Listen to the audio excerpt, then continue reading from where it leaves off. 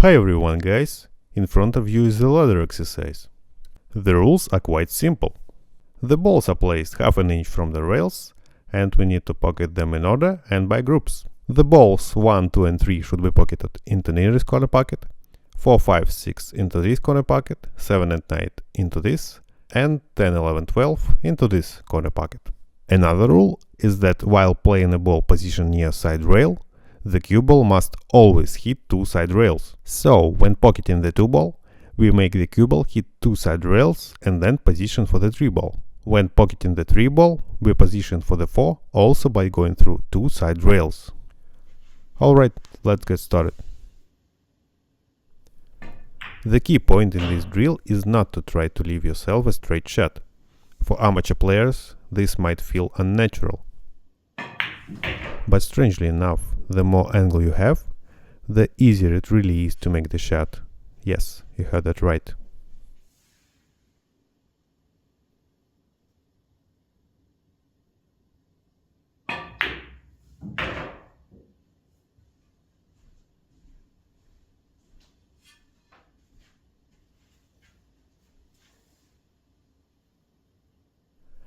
Let's break it down now, using the 5 and 6 balls as examples.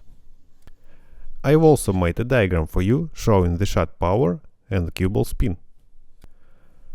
So here on the 5 ball I left myself a fairly big angle. I just play maximum low right spin, it's a fairly comfortable shot. For example, if I had left myself straighter, yes, in this case at the first glance the shot seems easier, but it's actually quite the opposite. The pocketing becomes much more difficult, and I would need to apply just the correct amount of draw and side spin. The chances of making comfortable position on the 6 are much lower. But with this nice angle, we just played soft speed, and it's quite easy to do. If we're talking about this ball here, the 6 and later the 9, the angle importance is even more extreme. Again, I have quite a lot of angle, a comfortable and simple shot. For example, if the cue ball was here, on 4-inch pockets, it would require extra effort for me to play this shot. I would have to hit very hard to make the cue ball go 2 rails. Because with these pockets, even a slight inaccuracy and the ball won't go in. But here, a nice simple shot is enough, and then you have a comfortable angle on the 7.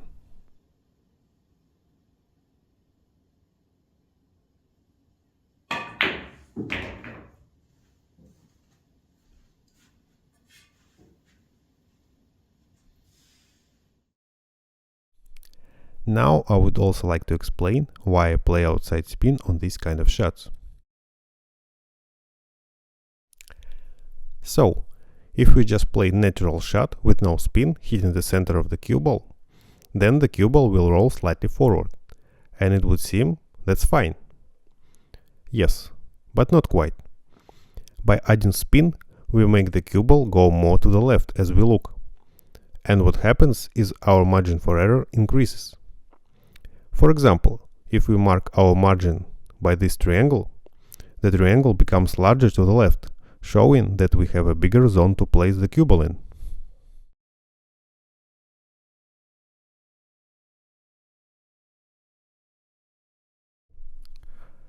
That's why I always try to send the cue ball a bit further from the ball. And one more thing, in this case you don't have to stretch to reach the ball.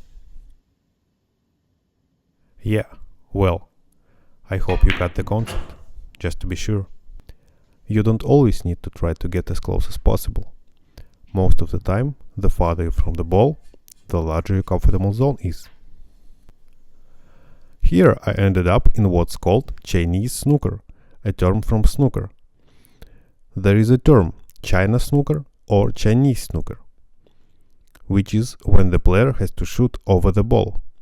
So, regular snooker is if the cue ball is here, and Chinese snooker is when the cue ball is in front of the ball. But this is, let's say, a simplified version of Chinese snooker, so-called long Chinese snooker. But it's still not entirely comfortable, because I need to raise my cue and apply low left, and the cue ball will curve. I need to play just a bit thicker to compensate for a curve.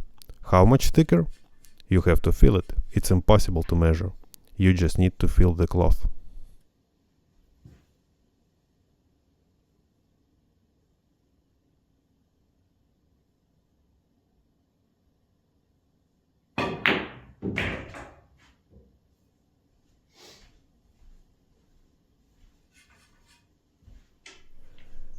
Again, here I use a little right spin to widen the trajectory, just like on the 7 ball.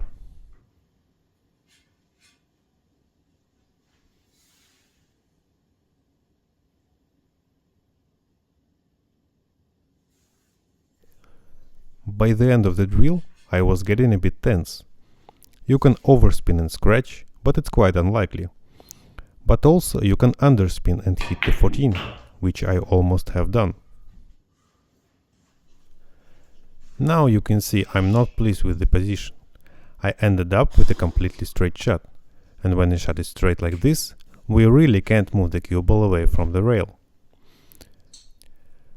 Again, on the standard tables, with 4.5 inch pockets, you can easily cheat the pocket and send the cue ball a bit to the right.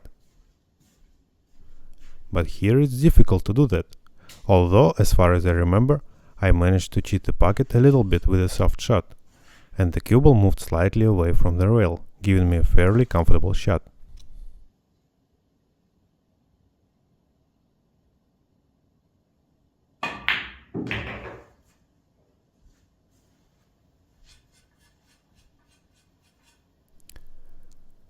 Now, out of habit, I played with a little bit of left English, meaning slightly undercut a ball.